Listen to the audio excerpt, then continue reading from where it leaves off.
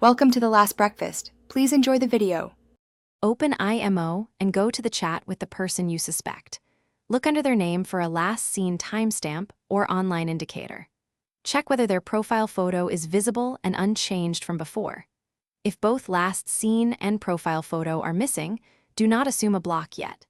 Continue by testing message delivery and calling features to confirm whether you are blocked or if the person changed privacy settings.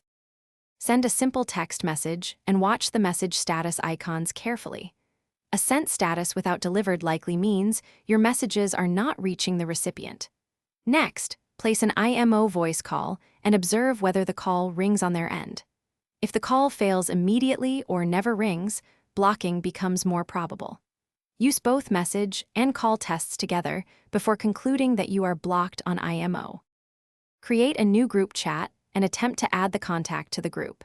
If iMoD prevents you from adding them, this is a strong indicator of being blocked by that account.